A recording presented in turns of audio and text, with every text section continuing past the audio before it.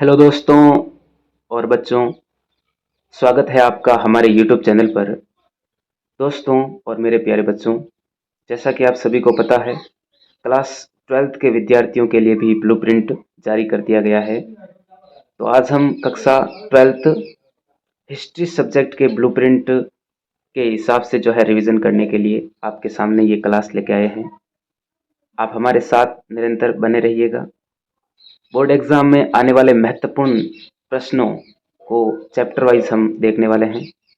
Class 12th subject history और chapter first ईंटें मन के तथा अस्थियों का रिवीजन करने से पहले एक बार अपनी नज़र जो है वो ब्लूप्रिंट पर डाल लीजिए। ईंटें मन के तथा अस्थियों, इसमें से एक आएगा वस्तुनिष्ठ प्रश्न और एक अति लघुतरात्मक प्रश्न और निबंधात्मक प्रश्न भी एक आएगा। यानी कि ये चैप्टर जो है ये आपके 6 नंबर का है और इसमें से 3 क्वेश्चन आने वाला है। 6 नंबर का है और 3 क्वेश्चन आने वाला है। वस्तुनिष्ठ प्रश्न यानी अबेसदे वाले प्रश्न, अति लघुतरात्मक प्रश्न जो है वो है आपके एक शब्द में जिसका आंसर लिखा जाता है या फिर आप एक लाइन में इसका आंसर लिख सकते हो, और निबंधात्मक प्रश्न जिसमें आपको 200 से 250 शब्द जो है लिखने होते हैं। तो आज की क्लास में हम थोड़ी सी नज़र और भी डाल लीजिए। दूसरा चैप्टर में आपके 6 नंबर का है और 4 क्वेश्चन आने वाले हैं। तीसरे में 6 नंबर का क्वेश्चन है और 6 क्वेश्चन आने वाले हैं। चौथा 7 नंबर का है, 4 क्वेश्चन आने वाले हैं। और पांचवा 6 नंबर का है और 4 क्वेश्चन आने वाले हैं। छठा 7 नंबर का है और 5 क्वेश्चन आने वाले हैं। इसी प्रकार ये सारे हैं, आप देख लीजिए। और मानचित्र जो है वो आपके 5 नंबर का है। एक मानचित्र का जो बड़ा प्रश्न है वो आने वाला है। तो चलिए, सबसे पहले तो चैप्टर को स्टार्ट करने से पहले आप इंडिया के मैप को जो है पूरे राज्यों समेत जो है इसको याद कीजिए। राज्यों को भरना सीखिए। इसके बाद में उसकी राजधानियों को भी याद कीजिए एक बार देख देख के। उसके बाद में उसको खाली मानचित्र में जो है भरिए, ठीक है। और अपने इस फर्स्ट चैप्टर से जो आज की इस क्लास में हमारे सामने जो महत्वपूर्ण स्थल आने वाले हैं सिंधु घाटी सभ्यता के, उसमें धौलावीरा, लोथल, रंगपुर और नागेश्वर, ये 4 स्थल गुजरात से हैं। और हरियाणा के जो स्थल हैं वो है बनावली, राखीगढ़ी और मित्ताथल, ये हरियाणा से हैं। और जम्मू कश्मीर से एक स्थल है मांडा, और कालीबंगा जो आपको पता है राजस्थान में स्थित है। ये महत्वपूर्ण जो स्थल हैं इनको आप मानचित्र में जो है लगातार जो है प्रैक्टिस करते रहिएगा, क्योंकि अपने जो चैप्टर में स्थल दिए गए हैं या जो कोई भी महत्वपूर्ण स्थान दिए गए हैं उन्हीं में से वही आने वाले हैं आपके मानचित्र में। तो चलिए, इनको देखने के बाद हम ये देख लेते हैं यदि इनमें से कोई 4 आने वाले हैं तो कौन से हैं। जैसे आपके सामने 4 स्थल दे दिए, मांडा, कालीबंगा, राखीगढ़ी और धौलावीरा। तो चारों स्थानों को आप कहाँ पर भरोगे? तो मांडा हो गया यहाँ पर आपके जम्मू कश्मीर में, और कालीबंगा हो गया आपके राजस्थान में, और राखीगढ़ी हो गया आपके हरियाणा में, और धौलावीरा हो गया आपके गुजरात में। इस प्रकार बाकी जितने भी स्थल हैं उनका भी जो है आप प्रैक्टिस करते रहिएगा और हम भी साथ में आपको प्रैक्टिस जो है करवाते रहेंगे। चलिए, इस पार्ट को शुरू करते हैं। ईंटें, मनके तथा अस्थियां, सिंधु घाटी सभ्यता, नाम तो आपने सुना ही होगा। चलिए, इस पार्ट में जिस कर्म से दिया गया है उसी कर्म से हम जो है पढ़ना शुरू करते हैं। सबसे पहले आपको पता ही है, अपने चैप्टर की शुरुआत में ये चित्र जो है दिया हुआ है, एक हड़प्पई मोहर। हड़प्पई मोहर का चित्र आपने देखा होगा। हड़प्पई मोहर का चित्र सबसे पहला ये चित्र दिया गया है, जिसमें एक पशु जो है दिखाया गया है आपको, पशु का चित्र, और साथ ही इसकी लिपि के कुछ चिन्ह इस पर दिए गए हैं। जैसे ये देख लीजिए, मछली का चिन्ह है ये यहाँ पर, ये मछली का चिन्ह। इस प्रकार ये थोड़ी जो है चित्र बने हुए हैं। इसको हड़प्पा की लिपि कहा जाता है, जो अभी तक पढ़ी नहीं गई है। आपको पता होगा इसकी प्रमुख विशेषता जो है लिपि की क्या है, इस पर जानवरों के जो चित्र हैं ये खुदे हुए हैं। ये एक ऐसी इस पर ऐसी लिपि के चिन्ह खुदे हैं, मतलब जानवरों के चित्र हैं, ऐसी लिपि के चिन्ह खुदे हैं जिसे अभी तक जो है हम पढ़ नहीं पाए हैं, इसको अभी तक पढ़ा नहीं जा सका है। चलिए, आपके सामने पहला ही क्वेश्चन ले लेते हैं कि हड़प्पा सभ्यता की सबसे विशिष्ट पुरावस्तु कौन सी है। तो आपके सामने ही है, हड़प्पाई मुहर जो है वो हड़प्पा सभ्यता की सबसे विशिष्ट जो पुरावस्तु है वो है। हड़प्पई मोहर के बारे में यदि और जानकारी प्राप्त करें तो ये सैल खड़ी पत्थर से बनी होती है हड़प्पई मोहर, और जानवरों के चित्र तथा एक ऐसी लिपि के चिन्ह खुदे हैं इस पर जिसे अभी तक पढ़ा नहीं जा सका है। दूसरा क्वेश्चन है, क्योंकि इसमें एक तो वस्तुनिष्ठ है और दूसरा अति लघुतरात्मक प्रश्न है, तो दोनों को हम साथ में लेकर चलते हैं और साथ ही निबंधात्मक प्रश्न जो है वो भी आज की इस क्लास में एक हम करने वाले हैं। हड़प्पाई लिपि को अभी तक पढ़ा नहीं जा सका है, फिर भी हमें हड़प्पा वासियों के जीवन के विषय में कैसे जानकारी मिलती है। भाई ये अभी हमने देख लिया कि हड़प्पाई लिपि को अभी तक जो है हम पढ़ नहीं पाए हैं। हम क्या, हमारे जो पुरातत्वविद हैं वो भी नहीं पढ़ पाए हैं, जो लिपि के जानकार हैं वो भी नहीं पढ़ पाए हैं। तो फिर भी हमें हड़प्पा वासियों के जीवन के विषय में जानकारी कैसे मिलती है, तो ये अनुमान के आधार पर मिलती है। तो पुरातात्विक साक्ष्यों के आधार पर अपना जो आंसर होगा अति लघुतरात्मक में यही होगा कि पुरातात्विक साक्ष्यों के माध्यम से जो है हम हड़प्पा वासियों के जीवन के विषय में जानकारी जो है हमें प्राप्त हुई है। अब ये पुरातात्विक साक्ष्य क्या है, तो हड़प्पा वासी जो अपना जीवन बिता रहे थे, तो उन्होंने जो कुछ पीछे वस्तुएं छोड़ी है, पूरा वस्तुएं, उनके द्वारा पीछे छोड़ी गई पूरा वस्तुओं, जैसे उनके आवास हैं जिसमें वो रहते थे, मृद भांड यानी कि उनके जो मिट्टी के बर्तन हैं जिनका वो प्रयोग करते थे, आभूषण जो वो पहनते थे, औजारों जिनसे वो शिकार वगैरह करते थे या फिर अपनी फसलों को काटते थे, मोहरें मोहरें मुद्रा से संबंधित जो मोहरें हैं, विनिमय का जो माध्यम रही है मोहरें। दूसरे शब्दों में पुरातात्विक साक्ष्यों के आधार पर जो है माध्यम से जो है हमें बहुत सारी जानकारी मिलती है हड़प्पा वासियों के जीवन के विषय में। तो ये क्वेश्चन हो गया, तो छोटे क्वेश्चन के रूप में आएगा अति लघुतरात्मक। तो ध्यान रखिएगा, पुरातात्विक साक्ष्यों के माध्यम से जो है हमें हड़प्पा वासियों के जीवन के विषय में खूब सारी जानकारी मिलती है। एक लाइन में भी आप इसका आंसर दे सकते हो। इसके बाद में है, पुरातत्वविद संस्कृति शब्द का प्रयोग किसके लिए करते हैं। संस्कृति शब्द का प्रयोग किसके लिए करते हैं, तो संस्कृति को सामान्यतः हम यही कहते हैं कि संस्कृति जो हमारी प्राचीन संस्कृति चली आ रही है उसी का अनुसरण करना, यानी कि पहनावा, भाषा, है ना, और भी खान पान, वेशभूषा, सब कुछ जो है वही जो चली आ रही है वो क्या है, संस्कृति। तो पुरातत्वविदों ने जो है संस्कृति शब्द का प्रयोग किसके लिए किया है वो हम देख लेते हैं।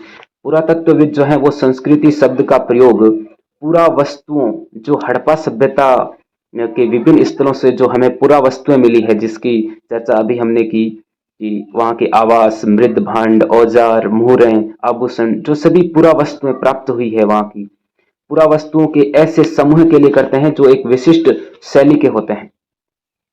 यानी कि ये सभी अपनी एक विशिष्ट शैली लिए हुए हैं। हड़प्पा सभ्यता के जितने भी सभ्यता के स्थानों से जो है हमें जितने भी ये पूरा वस्तुएं मिली है, ये अपनी एक विशिष्ट शैली की है, यानी कि इनकी एक अलग विशिष्ट शैली है। और सामान्यतः एक साथ एक विशेष भौगोलिक क्षेत्र, यानी कि एक विशेष भौगोलिक क्षेत्र से मिली है। यानी कि हड़प्पा सभ्यता एक विशेष स्थान हो गया, एक विशेष भौगोलिक क्षेत्र हो गया पूरा जो हड़प्पा सभ्यता हम जिसको नाम देते हैं। साथ ही एक कालखंड, यानी कि एक काल, यानी कि हम इसका काल निर्धारण में कहते हैं ना कि 2600 ईसा पूर्व से 1900 ईसा पूर्व के बीच जो है विकसित हड़प्पा सभ्यता का काल रहा है। तो एक विशेष भौगोलिक क्षेत्र, साथ ही विशेष कालखंड से संबंध जिसका पाया जाता है, जिस एक विशिष्ट शैली का संबंध जो है एक विशेष भौगोलिक क्षेत्र तथा एक विशेष कालखंड से जो है संबंध पाया जाता है, उसी को पुरातत्वविदों ने नाम दिया है संस्कृति। उसको क्या नाम दिया है, संस्कृति। तो ध्यान रखिएगा, ये लगभग देख लीजिए आप, एक लाइन में ही है आंसर। तो ये क्वेश्चन भी आप ध्यान रखिएगा क्योंकि ये भी आ सकता है, महत्वपूर्ण है क्वेश्चन। हालांकि इस पर गौर नहीं किया गया है कहीं पर, आपके कॉलम जो दिया हुआ है दूसरे फर्स्ट पेज पर ही, उसी में से मैंने ये उठाया है। अच्छा, सिंधु घाटी सभ्यता को हड़प्पा संस्कृति भी कहा जाता है। क्यों कहा जाता है, क्योंकि संस्कृति का मतलब हमें पता चल गया है कि सिंधु घाटी जो सभ्यता है, क्योंकि ये पूरा क्या है, एक विशेष भौगोलिक क्षेत्र है, साथ ही एक कालखंड जो है हड़प्पा सभ्यता का 2600 ईसा पूर्व से 1900 ईसा पूर्व। तो इसको हमने क्या नाम दे दिया कि हम इसको हड़प्पा संस्कृति भी कह सकते हैं, हड़प्पा सभ्यता भी कह सकते हैं। चलिए, ये आपके फैक्ट हो गया एक छोटे क्वेश्चन के रूप में भी, क्योंकि आपकी खाली जगह वाला नहीं है तो इस कारण ये इतना इस पर गौर भी नहीं करें तो भी चलेगा। अगला क्वेश्चन है कि हड़प्पा सभ्यता की विशिष्ट पुरा वस्तुएं कौन कौन सी है। अभी हमने एक विशिष्ट पुरा वस्तु की बात की कि हड़प्पा सभ्यता की सबसे विशिष्ट पुरा वस्तु कौन सी थी, तो वो थी हड़प्पाई मोहर, हड़प्पाई मोहर जिसको हमने कहा था। अब इसमें विशिष्ट पुरा वस्तुएं एक से अधिक का पूछा है, ये भी आपके क्वेश्चन है। तो इसमें हम लिख सकते हैं मुहरें, मन के बाट, पत्थर के फलक और पकी हुई ईंटें।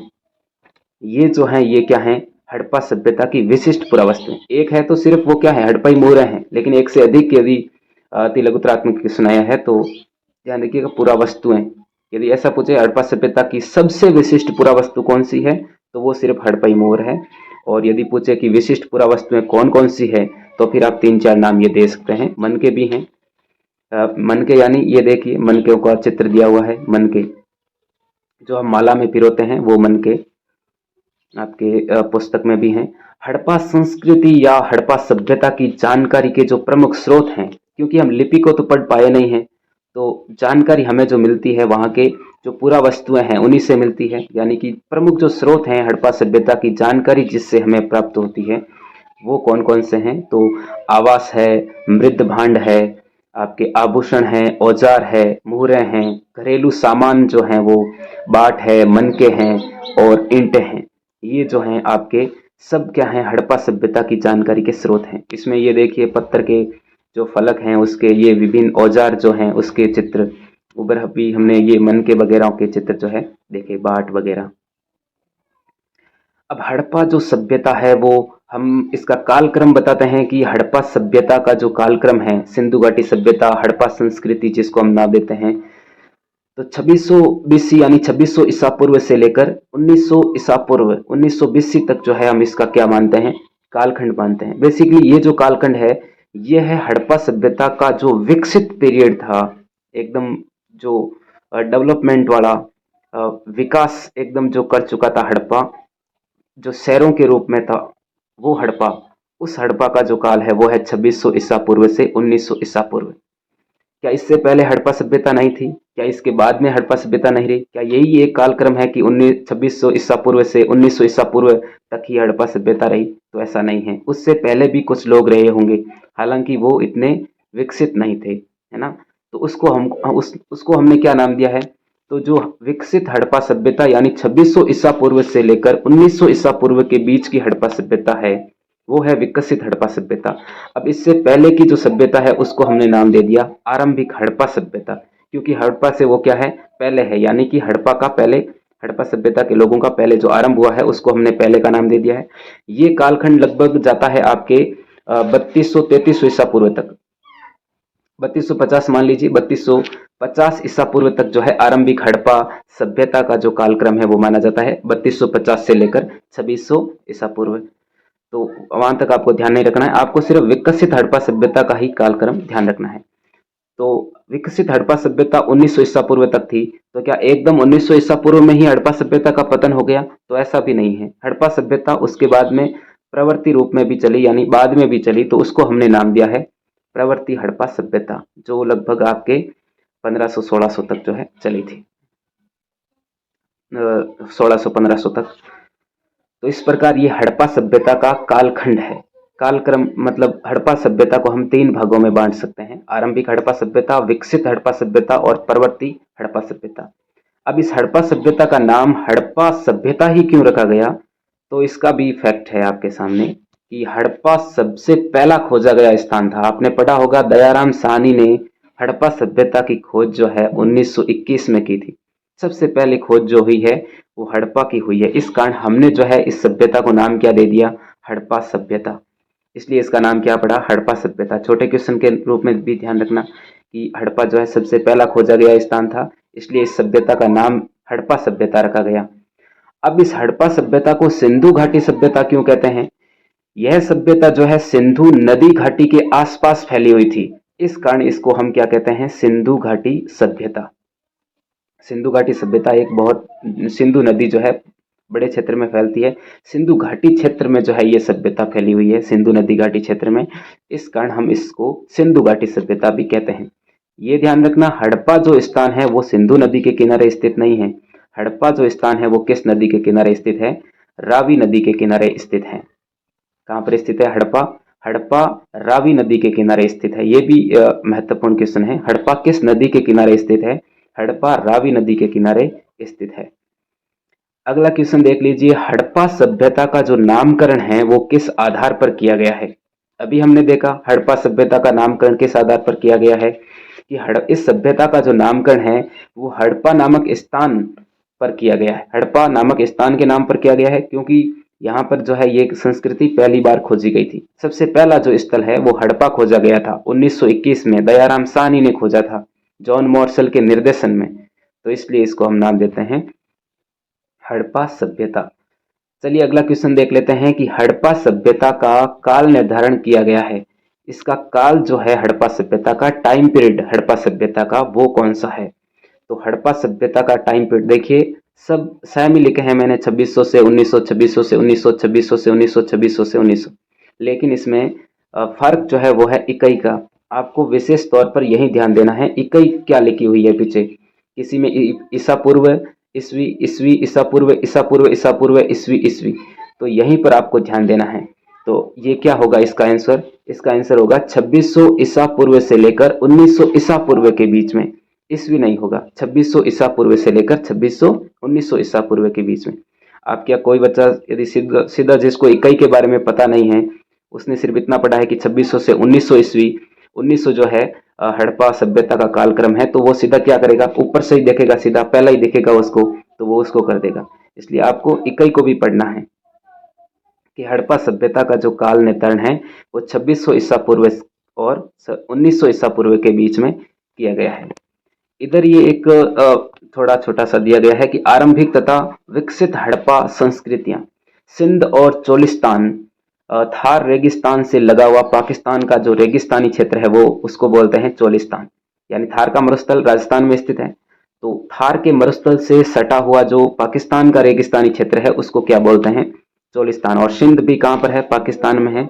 तो वहां पर बस्तियों की संख्या के संबंध में ये आंकड़े हैं वो आप देखिए, इनको ज्यादा देखने की जरूरत नहीं है। ये इसके आंकड़े क्यों दिखा रखे हैं? क्योंकि सिंधु घाटी सभ्यता का जो प्रमुख स्थल है हड़प्पा, मोहनजोदड़ो, ये सारे कहाँ पर हैं? पाकिस्तान में है। इस कारण वहाँ के आंकड़े जो हैं दिखाए गए हैं। आप नजर डाल सकते हैं, लेकिन इसको ज्यादा जो है इम्पोर्टेंट इतने नहीं है। तो मतलब सिंध और चोलिस्तान में कुल बस्तियों की संख्या कितनी थी?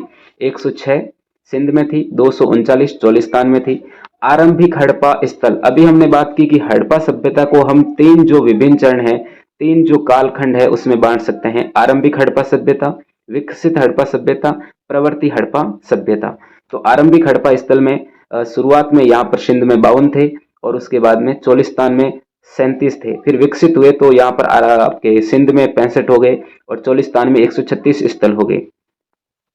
फिर नए स्थल पर विकसित हड़प्पा बस्तियां, यानी कि ये जो नए स्थल हैं उस पर विकसित हड़प्पा बस्तियां, तो कितनी बसी? 43 सिंध में और 132 चोलिस्तान में।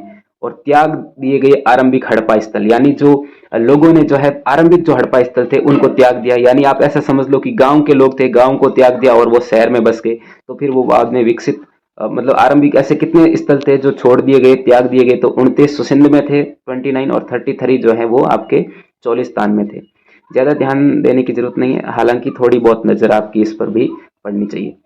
चलिए एक मैप आपके इस मानचित्र में दिया गया है, ये है आपके कुछ महत्वपूर्ण विकसित हड़प्पा पुरा स्थल, यानी कि हड़प्पा सभ्यता के कुछ विकसित जो स्थान हैं, एकदम विकसित हड़प्पा सभ्यता के, यानी 2600 ईसा पूर्व से लेकर 1900 ईसा पूर्व के बीच में जो स्थल हैं उनके बारे में थोड़ी नजर जो है डाल दीजिए।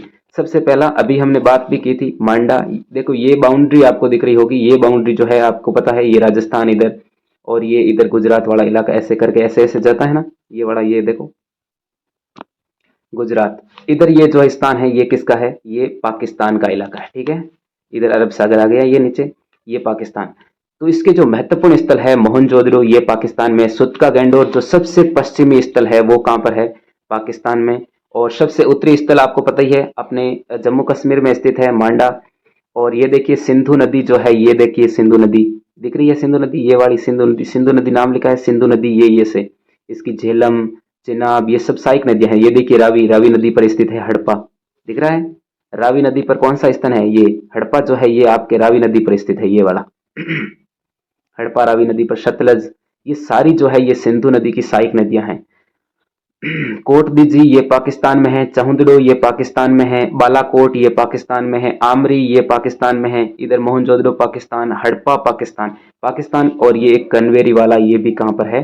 पाकिस्तान में। ये पाकिस्तान के स्थल है, तो इनको आप ध्यान रखिएगा कि पाकिस्तान के महत्वपूर्ण स्थल कौन से हैं। बालाकोट पाकिस्तान, आमरी, मोहनजोदड़ो, सुत्का गैंडोर, चहुंदड़ो, कोट दीजी, गनवेरी वाला और हड़प्पा, ये हो गए पाकिस्तान के स्थल। अब इधर भारत की तरफ आइए, ये विकसित हड़प्पा स्थल है, ठीक है ना। मांडा जम्मू कश्मीर में है, ये विकसित हड़प्पा सभ्यता का है। मांडा अभी हमने मैप में भी देखा था। राखी गढ़ी, मित्थाथल और बनावली, ये तीनों कहाँ पर है? हरियाणा में है। राखी गढ़ी, मित्थाथल, बनावली अभी हमने देखा था। महत्वपूर्ण जो स्थल है वो हमने देख लिया था। राखी गढ़ी, बनावली और मित्थाथल, ये कहाँ पर है? तीनों हरियाणा में है। जिसमें हमें विशेष रूप से ध्यान रखना है बनावली और राखी गढ़ी को। यदि ऐसा भी क्वेश्चन आ जाए कि कौन सा स्थल हरियाणा में स्थित नहीं है, और तीन ये दे दे, राखी गढ़ी, बनावली और मिताथल, चौथा कहीं से उठाकर दे दे नागेश्वर, तो चार ऑप्शन तो हो गए ना। आपको बताना है कि कौन सा हरियाणा में स्थित नहीं है। तो आपको पता है राखी गढ़ी, बनावली और मिताथल, ये तीन तो हरियाणा में स्थित है, लेकिन नागेश्वर ये हरियाणा में नहीं स्थित है। इस प्रकार चार ऑप्शन, जहां पर तीन ऑप्शन सिमिलर मिलते हैं तो उनका भी आप विशेष ध्यान रखिएगा। ऐसा पाकिस्तान से भी बन सकता है कि मोहनजोदड़ो, हड़प्पा, सुतका गंडोर और लोथल, इन चारों में से कौन सा स्थल जो है पाकिस्तान में स्थित नहीं है। तो इस प्रकार आप कर सकते हो कि लोथल जो है वो पाकिस्तान में स्थित नहीं है। तीन तो मिल रहे हैं, इस प्रकार के क्वेश्चन भी आते हैं, ठीक है। या फिर चार ऑप्शन दे दे जिसमें से पूछे ये, जैसे अपने जो मॉडल पेपर है 2024 का, अभी बोर्ड ने जो जारी किया है 2024 का मॉडल पेपर, उसमें आपको ये क्वेश्चन आया हुआ है ना कि धौलावीरा कहाँ पर स्थित है, तो वो गुजरात में स्थित है। इस प्रकार ध्यान रखिएगा। कालीबंगन या कालीबंगा जिसे हम बोलते हैं, ये राजस्थान में स्थित है। इसकी महत्वपूर्ण विशेषता हम आज इस क्लास में भी देखेंगे। नागेश्वर गुजरात में हो गया, रंगपुर गुजरात में हो गया, लोथल गुजरात में हो गया, धौलावीरा गुजरात में हो गया। चार प्रमुख जो स्थल हैं ये गुजरात के ध्यान रखिए। तीन प्रमुख स्थल ये आपके हरियाणा के ध्यान रखिए। मांडा एक स्थान जम्मू कश्मीर का ध्यान रखिए, और कालीबंगा राजस्थान का जो स्थल है उसको भी ध्यान रखिए, ठीक है। सारे स्थल अभी हमने ऊपर जो है शॉर्ट फॉर्म में यानी अच्छे से देख लिए हैं, तो ये सब ध्यान रखिएगा। चलिए इसके बाद में अगला क्वेश्चन ले लेते हैं कि आरंभिक और प्रवर्ती हड़प्पा किसे कहा जाता है। आरंभिक और प्रवर्ती जो हड़प्पा है वो किसे कहा जाता है। तो अभी हमने देख लिया, अभी जो विकसित हड़प्पा सभ्यता का हमने कालक्रम देखा 2600 ईसा पूर्व से लेकर 1900 ईसा पूर्व। इससे पहले की जो सभ्यता है वो है आरंभिक हड़प्पा सभ्यता, और इससे बाद की जो सभ्यता है वो है प्रवर्ती हड़प्पा सभ्यता।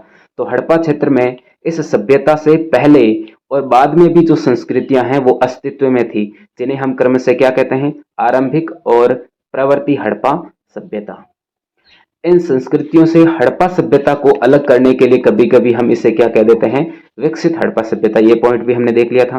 विकसित हड़प्पा सभ्यता हम किसको नाम दे रहे हैं भाई? प्रवर्ती हड़प्पा सभ्यता और आरंभिक हड़प्पा सभ्यता। आरंभिक और प्रवर्ती हड़प्पा सभ्यता को अलग करने के लिए जो बीच का जो विकसित हड़प्पा सभ्यता का टाइम पीरियड है उसको हमने नाम दे दिया है विकसित हड़प्पा सभ्यता। भाई जो अच्छा टाइम पीरियड रहा है हड़प्पा के लोगों के लिए, उसको हमने क्या नाम दिया है? विकसित हड़प्पा सभ्यता। चलिए आरंभिक हड़प्पा सभ्यता की कुछ विशेषताएं देख लेते हैं। आरंभिक हड़प्पा सभ्यता, आरंभिक जो हड़प्पा थी विकसित हड़प्पा सभ्यता से पहले का जो टाइम पीरियड यानी 2600 ईसा पूर्व से पहले का टाइम पीरियड, 2700, 2800, 2900, 3000, 3100, 3200, 3300, इससे पहले का जो टाइम पीरियड है उसको देखते हैं। तो विकसित हड़प्पा से पहले भी कई संस्कृतियां अस्तित्व में थी, यानी विकसित जो हमारा टाइम पीरियड है 2600 से लेकर 1900 ईसा पूर्व, इससे पहले भी जो है कई संस्कृतियां यानी कई स्थल जो है वो अस्तित्व में थे। यह संस्कृतियां अपनी विशिष्ट मृद भांड शैली से जुड़ी हुई थी, यानी इन सभी जो आरंभिक हड़प्पा के जो प्रमुख स्थल हैं, उन वो जो संस्कृतियां हैं वो अपनी एक विशिष्ट मृद भांड शैली लिए हुए थी, यानी सबकी मिट्टी के बर्तन जो हैं, मृद भांड यानी मिट्टी के बर्तन, उस पर जो है चित्रकारी वगैरह, मिट्टी के जो बर्तन हैं उन पर जो है अच्छे अच्छे चित्र बने हुए हैं, चित्रकारी और भी कोई ड्राइंग्स वगैरह उस पर मिलती है। तो उसकी क्या है? एक विशिष्ट मृद भांड शैली है। इनके बारे में कृषि और पशुपालन और शिल्पकारी, कुछ शिल्पकारी के साक्ष्य भी मिलते हैं। आरंभिक हड़प्पा सभ्यता में हमें कृषि के भी थोड़े बहुत संकेत मिलते हैं, क्योंकि कालीबंगा जो है ये आपके आरंभिक हड़प्पा सभ्यता का भी स्थल है और विकसित का भी है, क्योंकि कोई भी आरंभिक होता है वो बाद में विकसित हो सकता है, ये तो आप मानते हो। कोई गांव है वहां पर जो है जनसंख्या बढ़ी, धीरे धीरे उसका डेवलपमेंट हुआ, तो उसके बाद में गांव भी शहर के रूप में हो सकता है, ये तो आप मानते ही हो। तो कालीबंगा भी ऐसा ही था। कालीबंगा पहले मतलब दिनहीन बस्ती थी, उसके बाद में थोड़ा उसका विकास भी हुआ है। तो कृषि, पशुपालन और शिल्पकारी के साक्ष्य भी जो है आरंभिक हड़प्पा में हमें देखने को मिलते हैं। और आरंभिक हड़प्पा की मैं बात करूं तो यहाँ की जो बस्तियां हैं वो आमतौर पर छोटी होती थी। बस्तियां आमतौर पर छोटी होती थी, क्योंकि आप भी मानते हो कोई भी गांव है तो वहां पर बस्तियां छोटी छोटी होगी। और इनमें बड़े आकार की संरचनाएं वो है लगभग न के बराबर थी, यानी बड़े आकार की संरचनाएं कमी थी, छोटी बस्तियां ही होती थी, बड़ी बस्तियां वहां पर नहीं थी। अब देख लीजिए और एक प्रमुख विशेषता देख लेते हैं इसकी आरंभिक हड़प्पा की। तो कुछ स्थलों पर बड़े पैमाने पर इलाकों में जलाए जाने के संकेतों से तथा कुछ अन्य स्थलों के त्याग दिए जाने से ऐसा प्रतीत होता है कि आरंभिक हड़प्पा तथा विकसित हड़प्पा सभ्यता के बीच अंतराल यानी क्रम भंग था। यानी कि ऐसा भाई बड़े पैमाने इलाके जो हैं वहां के जो स्थल हैं हड़प्पा के, हड़प्पा सभ्यता के, वहां पर कुछ जलाए जाने के संकेत हमें जो है मिले हैं। भाई हमारे पुरातत्वविदों ने वहां पर कुछ साक्ष्य इकट्ठे किए हैं, वहां पर कुछ जो है खुदाई वगैरह की है, उत्खननों से उन्हें पता चला है कि इन इलाकों में जलाए जाने के संकेत जो है मिलते हैं। या कुछ स्थलों पर क्या होता है कि लोगों ने उस स्थलों को त्याग दिया, तो त्याग दिए जाने के भी संकेत मिलते हैं। तो जब लोगों ने उन बस्तियों को त्याग दिया है तो वहां पर कुछ था ही नहीं, तो इससे हम क्या अंदाजा लगाते हैं कि आरंभिक हड़प्पा सभ्यता को मतलब लोगों ने त्याग दिया था, वहां पर कोई लोग रहे ही नहीं थे। तो फिर क्या हो गया, वो टाइम पीरियड वहां पर एकदम खाली रह गया था, वहां पर कोई भी नहीं था। इस कारण इसके बीच में अंतराल था, यानी मान लो 1 साल तक वहां पर कोई नहीं था, तो फिर 1 साल का वो कर्म भंग था, यानी कि लोग वहां पर नहीं रहे, तो इस सभ्यता के बारे में हमें कुछ जानकारी नहीं मिलती है। तो हड़प्पा, आरंभिक हड़प्पा और विकसित हड़प्पा, इसके बीच में कर्म भंग था, यानी एकदम निरंतर वहां पर जो है लोग नहीं रहे थे, इन सभ्यता के बीच में कुछ अंतराल था।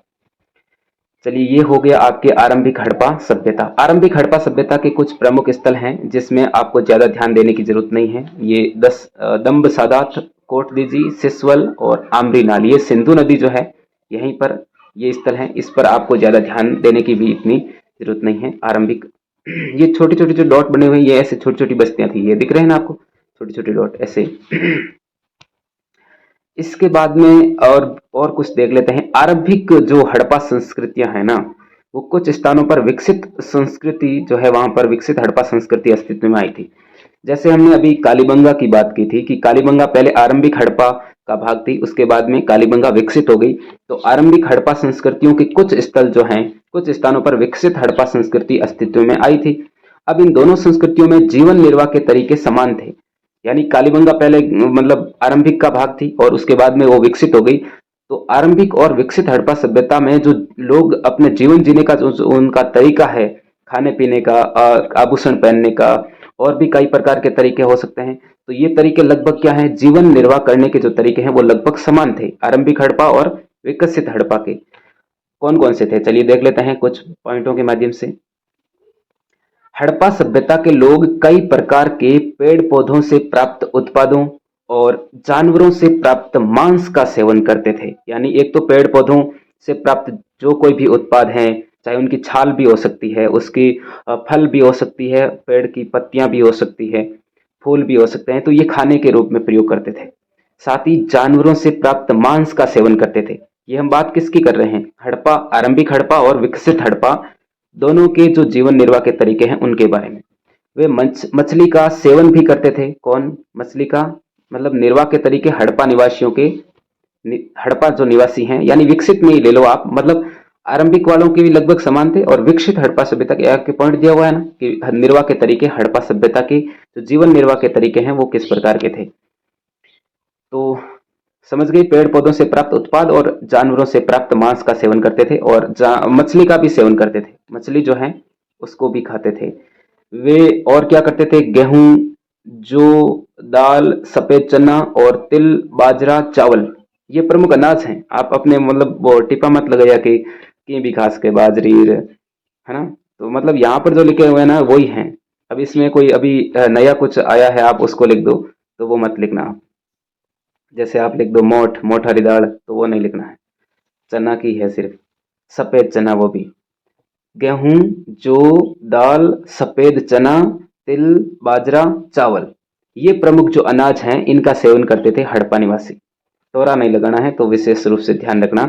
यहाँ पर जो स्थल दिए गए हैं वो मतलब उस हड़प्पा सभ्यता के हैं, है ना। आज से लगभग 5000 साल पहले की सभ्यता हम पढ़ रहे हैं। बाद में कई प्रकार के पौधों का आविष्कार हुआ है, इसमें क्या है। चलिए इनमें से बाजरे के जो दाने हैं, विशेष रूप से ध्यान रखिएगा, बाजरे के दाने लोथल गुजरात से मिले हैं। ऐसा क्वेश्चन आएगा, हम भी बनाए हैं कि बाजरे के जो दाने हैं वो कहाँ से प्राप्त हुए हैं, तो कहाँ से, लोथल गुजरात से। यदि लोथल ऑप्शन में नहीं आए, सीधा आए गुजरात, हरियाणा, राजस्थान, पंजाब, तो गुजरात, और सीधा आए लोथल, बनावली और मिताथल, राखी गढ़ी, इस प्रकार आए तो लोथल आंसर होगा। लोथल कहां पर है? गुजरात में है। अनाज पीसने के लिए अवतल चक्कियां काम में ली जाती थी। अवतल समझते ही हो, मतलब ये देखिए, साइंस में आपने पढ़ा ही होगा, अवतल उत्तल, वो लेंस के प्रकार पढ़ते हैं हम। तो ये कौन सा हो गया ऐसे, ये हो गया उत्तल, और ये कौन सा हो गया ऐसे करके, जो फिर ऐसे होता है, ये कौन सा हो गया? अवतल। अब देख, चलिए चित्र भी देख लेते हैं इसका। ये देखिए अवतल चक्की, ये ऐसे चित्र है ना, ये ये कैसा हो गया? ऐसा हो गया ना, ऐसा अभी जो मैंने बनाया ऐसा, यानी ऊपर से ऐसे, है ना, ये ऐसे। तो ये अवतल चक्की थी। इसका क्या काम है, पहले तो ये देखिए कि अनाज पीसा जाता था। अवतल चक्कियों से क्या करते थे? अनाज पीसते थे, ऐसे ही, मतलब ऐसे बांटते थे, पीसते थे, किसी प्रकार आप कर सकते हो। अभी आपके तो क्या है, काम पड़ता नहीं होगा। वे भेड़, बकरी, भैंस तथा सूअर के मांस का सेवन करते थे। किसका सेवन करते थे? मांस खाते थे भाई। हमने अभी देखा तो भेड़, बकरी, भैंस और सूअर, इसका मांस खाते थे। अब ये सभी जानवर पालतू होने के भी संकेत मिलते हैं, है ना। संकेत ये भी मिलते हैं कि ये जानवर पालतू भी थे, और ये भी मिलते हैं कि ये इनका मांस भी खाते थे। भेड़, बकरी, भैंस, सूअर। अब भेड़, बकरी, भैंस ये तो पालते भी हो सकते हैं, हम तो पालते हैं इनको। सूअर का मांस खा सकते हैं, वो गंदी नाली वाला नहीं, जो रियल में होता है ना, खाने लायक वो वाला। और पांचवा है जंगली जानवरों जैसे वराह, ये जंगली जानवर है, वराह, सुअर, हिरण और घड़ियाल की हड्डियों के मिलने से पता चलता है कि यहाँ इन जानवरों का मांस भी खाते थे। मछली व पक्षियों की हड्डियां भी खाते थे, और ये मछली वह है ना, मछली और पक्षियों की हड्डियां भी मिली है। अब देख लीजिए, ये ऊपर वाले जो जानवर हैं, भेड़, बकरी, भैंस और सुअर, ये तो हो गए पालतू जानवर, यानी कि मवेशी जिसको हम बोलते हैं पालतू जानवर। इनके भी मांस खाते थे, यानी इनका पालने का भी संकेत मिला है कि ये पालतू जानवर थे। साथ ही जंगली जानवरों के भी जो है हड्डियां मिली है, कि वरा, जिसको हम सुअर कहते हैं, हिरण और घड़ियाल, ये जंगली जानवर है, इनकी भी हड्डियां मिली है। तो अनुमान लगाया है कि इन जानवरों का भी मांस जो है हड़प्पा सभ्यता के लोग खाते थे, हम नहीं, हड़प्पा सभ्यता के लोग। और मछली और पक्षियों की हड्डियां भी मिली है, तो मछली का सेवन भी करते होंगे, और पक्षियों में जो है उनका भी सेवन करते होंगे। इस प्रकार हड़प्पा सभ्यता के जो लोग थे वो शाकाहारी भी थे और मांसाहारी भी थे। दोनों ध्यान रखिएगा, शाकाहारी भी थे और मांसाहारी भी थे। कुछ लोग मतलब सिर्फ शाकाहारी थे, यानी कि वेज और नॉन वेज। हड़प्पा स्थलों से मिले जले अनाज के दानों, बीजों की खोल व जानवरों की हड्डियों से पुरातत्वविद आहार संबंधी आदतों के विषय में जानकारी प्राप्त करने में सफल हो पाए हैं। यानी कि हमारे जो पुरातत्वविद हैं, इन्होंने भाई हड़प्पा सभ्यता के लोगों का आहार क्या था, यानी कि वो क्या खाते थे अपने जीवन निर्वाह के लिए, अपने पेट को भरने के लिए। तो आहार संबंधी आदतें जो है वो उनकी क्या थी? क्या सिर्फ वो मतलब सिर्फ पेड़ पौधों से प्राप्त उत्पाद ही खाते थे, या फिर जानवरों का शिकार करके उनको खाते थे? तो ये हमें कैसे, कौन से साक्ष्यों के आधार पर हम कह सकते हैं कि आहार संबंधी आदतों के विषय में वो किस प्रकार जो है जानकारी प्राप्त करने में सफल हुए हैं? तो एक तो मिले हैं जले अनाज के दानों, यानी कि अनाज को पकाकर खाते होंगे, और बीजों की खोल व जानवरों की हड्डियों से। बीजों की खोल से मतलब हम कह सकते हैं बीजों को, खोल नहीं, यहाँ पर वर्ड कुछ और ही होगा, आप किताब में ध्यान से देखिएगा। बीजों को मतलब वो कृषि भी करते होंगे, बीजों को वहां पर जो है बीजों के ऐसे साक्ष्य मिले हैं, बीजों की खोल से और जानवरों की हड्डियों से। जानवरों की हड्डियों से हो गया कि वो मांस खाते होंगे, जानवरों की हड्डियां मिली है तो मांस खाते होंगे। बीजों की मतलब वहां से बीजों के साक्ष्य मिले हैं, तो भाई क्या करते होंगे, कृषि भी करते होंगे। इस प्रकार आहार संबंधी आदतें यही हो गई भाई, जले अनाज के दाने, भाई अनाज को पकाकर खाते थे। बीज मिले हैं तो बीजों से हम कह सकते हैं कि वहां पर कृषि करते थे, और जानवरों की हड्डियों से भाई वो मांस खाते थे। तो आहार संबंधी आदतें हैं उनके खाने में, तो वो हमें जो है प्राप्त हुई है। ये अवतल चक्की का हमने चित्र देख लिया। अवतल चक्की का विशेष ध्यान रखिएगा, अवतल चक्की अनाज पीसने में प्रयुक्त होती थी। अनाज जो पीसते हैं, वो इलेक्ट्रॉनिक चक्की उस समय जो है नहीं थी, मशीन जो है। तो अभी वो उस समय कौन सी थी? अवतल चक्की। एक जो ये चित्र है पक्की मिट्टी से बना वृषभ, ये आपके चित्र दिया हुआ है। ये वृषभ का जो चित्र है यानी बैल का जो चित्र है वो है, वृषभ यानी बैल, उसका चित्र भी मिला है। ये मोहनजोदड़ो से मिला है, वृषभ पक्की मिट्टी से बना वृषभ। अच्छा, एक और चित्र है, धोलावीरा से मिला जलाशय। जलाशय दिख रहा होगा आपको, ये जलाशय पानी से खाली है, अभी तो भर देंगे इसको, कोई बात नहीं। उस समय भरा रहता था हड़प्पा सभ्यता के टाइम पीरियड में, 2600 से 1900 ईसा पूर्व के बीच में। तो धोलावीरा से मिला एक जलाशय। धोलावीरा कहाँ पर है? धोलावीरा गुजरात में। इसके राजगिरी कार्य पर ध्यान दीजिए, मतलब कितना जो कारीगरी का काम है इस पर किया गया है, बहुत ही शानदार तरीके से। इसके अंदर उतरने के लिए ये सीढ़ियां बनी हुई है ना। पूरा जो जलाशय है ये देखिए। तो इस पर अभी हम आएंगे। इसके बाद में है ये, मतलब बड़े प्रश्न के रूप में हम ले सकते हैं यहाँ से। अभी हमने जो शुरू किया है ना कि हाँ, यहाँ से हड़प्पा सभ्यता के जीवन निर्वाह के जो तरीके हैं उनका उल्लेख कीजिए। उस पर थोड़ा सा बड़ा क्वेश्चन यहाँ पर आ सकता है। तो जीवन निर्वाह के तरीके में हमने इतने पॉइंट देखे अभी। हाँ, बड़े क्वेश्चन के रूप में, तभी तो हम ऐसे पढ़ा रहा हूँ, वरना तो हम सीधे छोटे क्वेश्चन भी ले लेते, क्योंकि इस पार्ट से बड़ा क्वेश्चन आने वाला है इस प्रकार, ताकि आपका रिवीजन जो है वो अच्छे तरीके से हो। अभी टाइम 2 महीने है, तो आराम से हम जो है 2-2 घंटे हर सब्जेक्ट को दें तो आसानी से हम जो है निकाल सकते हैं इसको। 90 प्लस जो है हम अपने सब्जेक्ट की पकड़ जो है वो मजबूत करने में सक्षम हो जाएंगे आसानी से। फिर कृषि टेक्नोलॉजी है, ये भी किस में आएगी? एग्रीकल्चर वाली। ये भी इसी में आएगी, जीवन निर्वाह के तरीके में, क्योंकि कृषि से जो जो भी हमें अनाज प्राप्त होता है वो हमारे जीवन निर्वाह के लिए काम आते हैं। तो कृषि प्रौद्योगिकी, इसकी विशेषता हम हड़प्पा सभ्यता के जो जीवन निर्वाह के तरीके हैं उसी में सम्मिलित करेंगे। चलिए, कृषि प्रौद्योगिकी की प्रमुख विशेषताएं और जानकारी के जो स्रोत हैं उसको देख लेते हैं। खेत जोतने के लिए बैलों और हलों का प्रयोग होता था। खेतों को जोतने के लिए किसका? बैलों और हलों का प्रयोग होता था। बैल यानी कि वृषभ, जिसको हम बोलते हैं सांड, और हल जो आपको पता ही है, ट्रैक्टर के पीछे जो लगे होते हैं, और हमने भी चलाए होंगे वो वाले, जो ऊंट के पीछे वाला है ना। बैल तो कम ही चलाए मैंने। और देखिए, खेत जोतने के लिए क्या करते थे? बैलों और हलों का प्रयोग होता था। अनाज के दानों से कृषि के संकेत मिलते हैं। अनाज के दाने खूब मिले हैं तो भाई कृषि भी करते होंगे, है ना। और मोहरों पर जानवरों के चित्र, मोहरों पर किसके चित्र हैं? मोहरें जो प्राप्त हुई है विनिमय का जो माध्यम थी, कुछ खरीदते होंगे, तो मोहरों पर जानवरों के चित्र मिले हैं।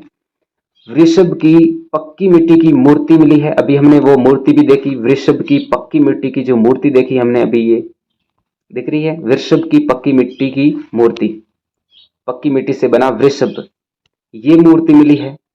तो वृषभ की मूर्ति मिली इसी प्रकार, मतलब बैल से क्या करते थे? ये बैल है, तो बैल से ये क्या करते थे भाई? बैल से ये खेती करते थे। बैल से क्या करते थे? खेती। इसके बाद में क्या है? वृषभ की पक्की मिट्टी की मूर्ति से ये संकेत होता है कि खेत जो है वो जोतने में बैलों का प्रयोग होता था। एक तो मोहरों पर हमें इस बैल के चित्र मिले हैं, यानी जानवरों के चित्र मिले हैं, साथ ही वृषभ की पक्की मिट्टी की मूर्ति हमें मिली है। तो इससे हम ये अनुमान लगा सकते हैं कि खेत जो जोतते थे वो, तो उसमें बैलों का प्रयोग होता था, बैलों यानी सांडों का। अच्छा, स्थान है चोलिस्तान। हमने बात की थी अभी, चोलिस्तान किसको बोलते हैं? जो पाकिस्तान का रेगिस्तानी क्षेत्र है, यानी हमारे राजस्थान का जो रेगिस्तानी क्षेत्र है उससे सटा हुआ पाकिस्तान का जो क्षेत्र है वो रेगिस्तानी क्षेत्र, उसको बोला जाता है चोलिस्तान। और बनावली, बनावली कौन सा है? हरियाणा में स्थित है। इसकी बात हमने अभी की है मानचित्र में भी। तो मिट्टी से बने हल के मॉडल यहाँ से मिले हैं। मिट्टी से बने हल के मॉडल, यानी मिट्टी से बने हल के प्रतिरूप। मॉडल या प्रतिरूप एक ही होते हैं भाई, उसका मॉडल मिला है, यानी उसका आपके यानी बोर्ड एग्जाम का मॉडल पेपर आ गया है, यानी कि वो मॉडल है, वो उसका प्रतिरूप है। आपको मतलब बताया गया है कि इस प्रकार आपके बोर्ड एग्जाम का पेपर आएगा। वो कोई बोर्ड एग्जाम का पेपर पहले थोड़ी आया है ना, वो सिर्फ मॉडल है, यानी कि मिट्टी से बना है वो। तो आपका भी मतलब बना तो वैसे ही है, कागज पर जिस प्रकार बोर्ड में आएगा ना वैसे ही है, लेकिन ये मिट्टी से बना हुआ था, वो लकड़ी का या लोहे का बना हुआ नहीं मिला है भाई। मिट्टी से बना क्या मिला है? हल्का मॉडल, यानी हल्का प्रतिरूप। और ये बेसिकली आपको ध्यान रखना है बनावली का। हालांकि पाकिस्तान का चोलिस्तान क्षेत्र से भी मिले हैं भाई, रेगिस्तानी क्षेत्र से, तो अपने तो यहाँ भारत का ध्यान रखना है, बनावली।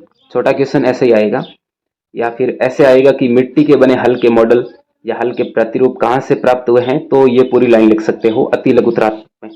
दोनों का ध्यान रख लेना ऐसे। खेत में एक साथ दो अलग अलग फसलें उगाई जाती थी, यानी कि जो खेत हैं उसमें एक साथ दो अलग अलग फसलें भी उगाई जाती थी। भाई दो फसलें भी उगा सकते हैं, है ना। कालीबंगा में जुते हुए खेत के साक्ष्य मिले हैं। कालीबंगा राजस्थान में जुते हुए खेत के साक्ष्य मिले हैं। और कालीबंगा के इस खेत में हल रेखाओं के दो समूह एक दूसरे को समकोण पर काटते हुए थे। कैसे? इधर देखो। कालीबंगा में क्या है, इस खेत में हल रेखाओं के, यानी कि ये खेत है, इस खेत में हमने क्या किया, इस प्रकार खेत को एक तरफ से बो दिया, यानी एक फसल इधर बो दी, या फिर हाथों हाथ ही बो, या फिर अगले साल बो। यानी ये तो हाथों हाथ की क्या है कि दो फसलें एक साथ बोते थे, यानी कि ये दो फसलें एक साथ, इधर एक बार ट्रैक्टर इधर घुमा दिया और एक ट्रैक्टर इधर घुमा दिया, तो हो गए ना, ये समकोण पर काट रहे हैं, यानी यहाँ पर 90 डिग्री का कोण बन रहा है। तो इस प्रकार ये क्या करते थे, एक साथ ही दो बार ऐसे काट, एक इधर और एक इधर, खेत पूरे खेत में। तो इस प्रकार ये क्या हो गया भाई, एक हल के दो समूह जो है एक दूसरे को क्या कर रहे हैं, यहाँ पर क्या कर रहे हैं, एक दूसरे को समकोण पर काट रहे हैं, यानी 90 डिग्री का एंगल जो है यहाँ पर बन रहा है। यानी कालीबंगा में जो है क्या है भाई, एक साथ दो फसलें जो है बोते थे खेत में, एक साथ दो फसलें, जौ और बाजरा, ये एक साथ दो फसलें बोते थे। कहाँ पर? कालीबंगा राजस्थान में। फसलों की कटाई के लिए, यानी अब देखो फसलें बो रहे हैं तो फसलों को काटने के लिए कुछ औजार भी चाहिए।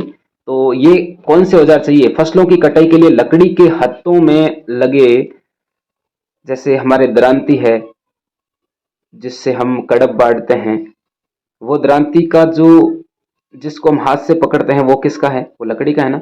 तो लकड़ी का क्या है? हत्था। और आगे किसका है? लोहे का है। अब वर्तमान में तो लोहे का है, लेकिन वो पत्थर के फलकों या धातु के औजारों का प्रयोग करते थे, है ना।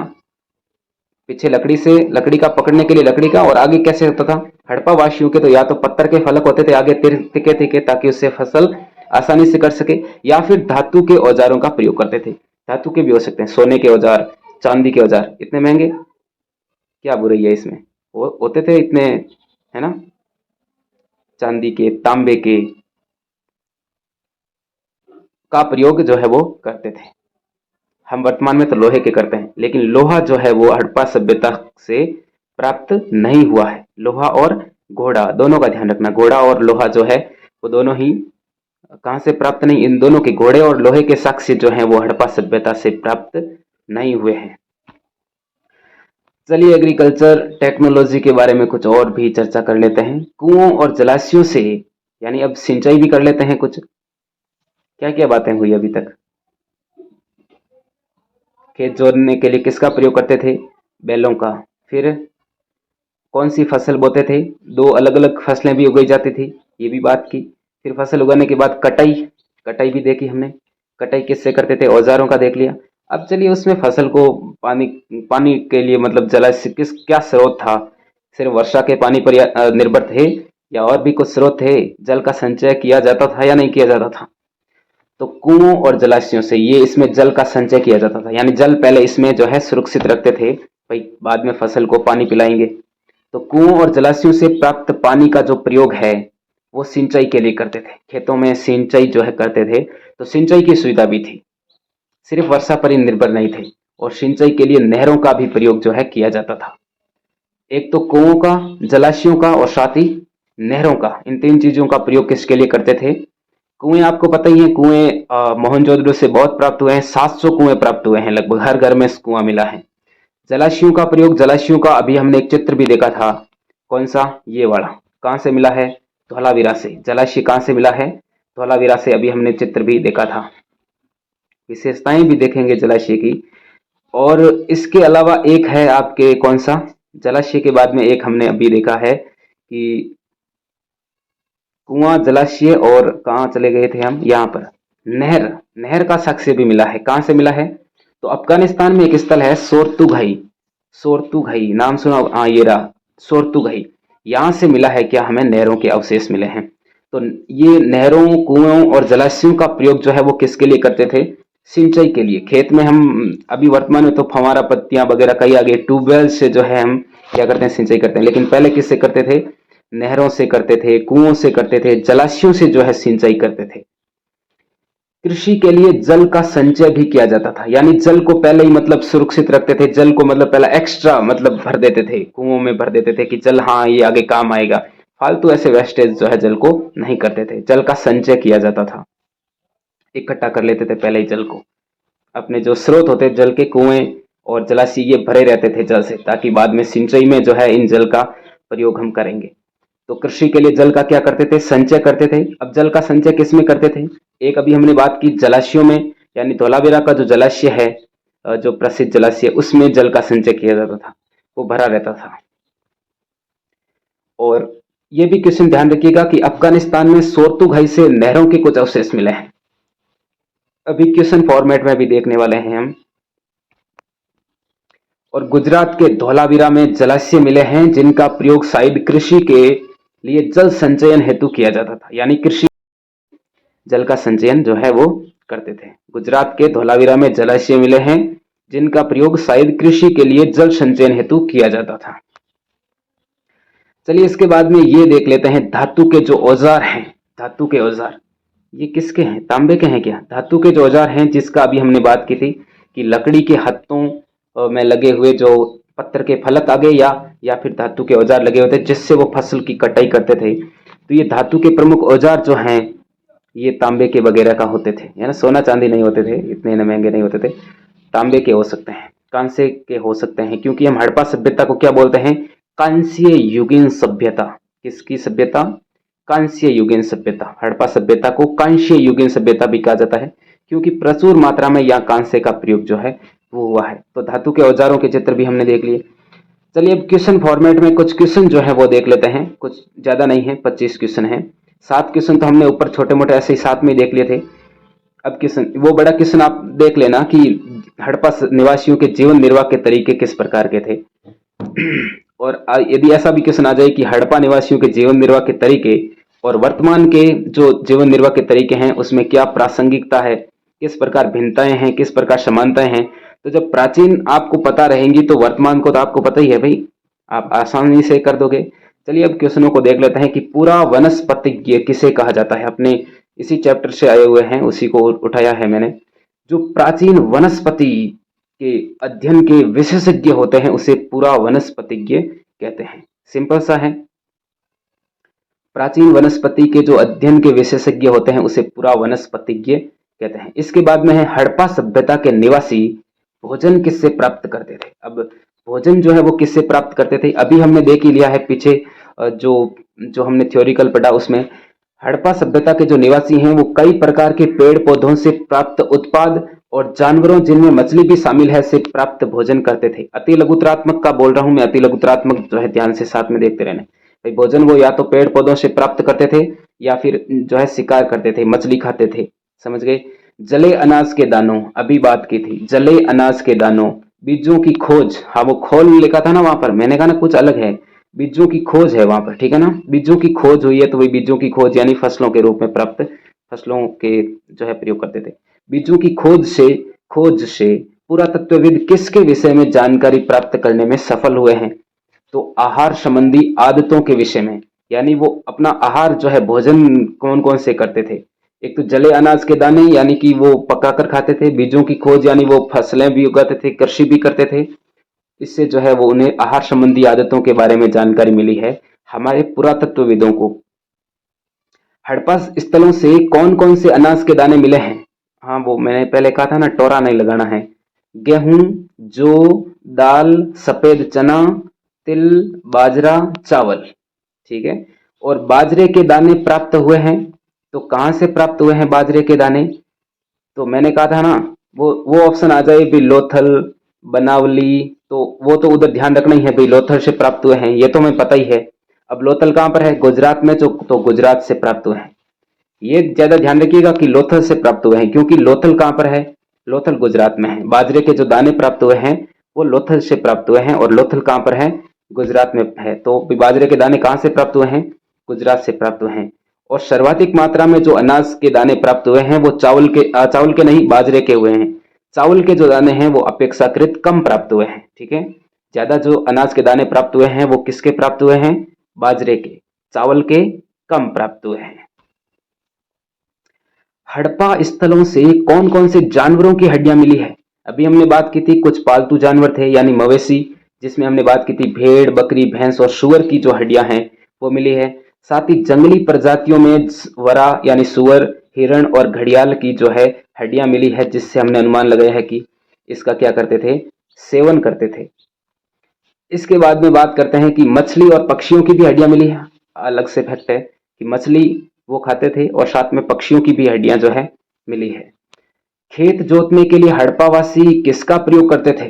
ट्रैक्टर का करते थे, ऊंट का करते थे या बैल का करते थे या घोड़े का करते थे? तो घोड़ा तो उस समय प्राप्त हुआ ही नहीं है, यानी कि वो बैल का जो है प्रयोग करते थे। ट्रैक्टर तो उस समय थे ही नहीं। ऊंट भी था लेकिन ऊंट का प्रयोग जो है वो कम करते थे। हमें जो ज्यादा सही लगता है वो क्या है, बैल, क्योंकि जितनी भी मोहरें ज्यादा प्राप्त हुई है उसमें भी बैल की आकृतियां यानी मिले हैं बैल के चित्र, और साथ ही मोहनजोदड़ो से है मिट्टी से बना वृषभ जो है वो भी हमें मिला है। इसके बाद बात करते हैं कि हड़प्पा मिट्टी से बने हल के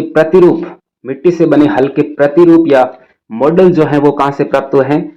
तो बनावली से प्राप्त हुए हैं। जुते हुए खेत का साक्ष्य कहां से मिला है? तो वो कालीबंगा राजस्थान से प्राप्त हुआ है। हड़प्पावासी फसलों की कटाई के लिए कौन से औजारों का प्रयोग करते थे? ये क्वेश्चन आ गया आपके अति लघुतरात्मक वाला। तो हड़प्पा सभ्यता के लोग, अभी हमने बात की, लकड़ी के हाथों में बिठाए गए पत्थर के फलकों का प्रयोग करते थे या फिर धातु के औजारों का प्रयोग करते थे।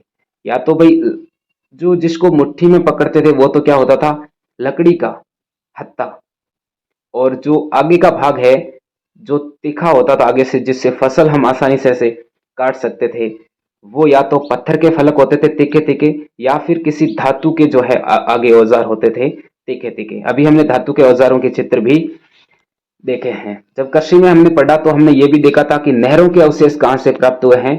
तो सोरतुघोई से नहरों के अवशेष प्राप्त हुए हैं।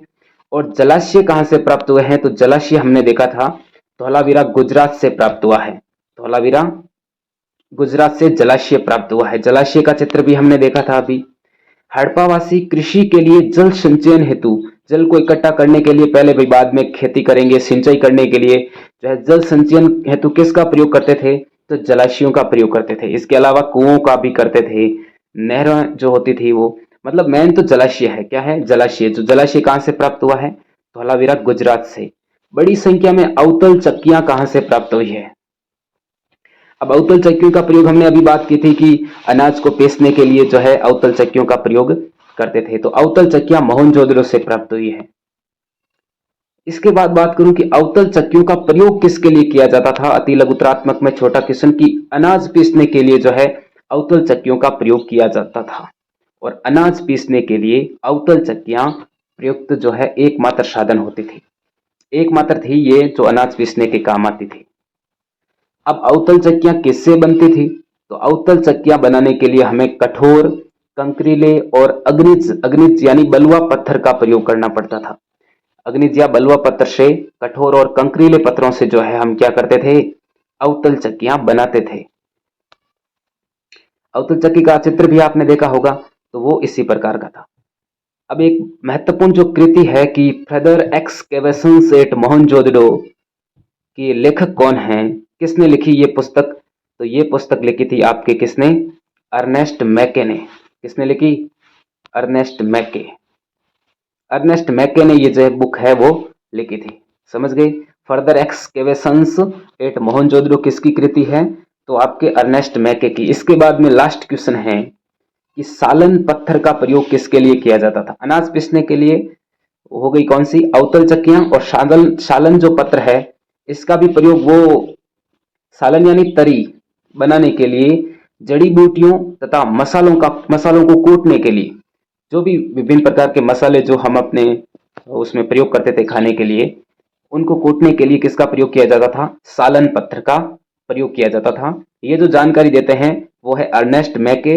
अर्नेस्ट मैके ने अपनी जो किताब है फर्दर एक्सकेवेशंस एट मोहनजोदड़ो में जो है इसकी चर्चा की है, सालन पत्र की।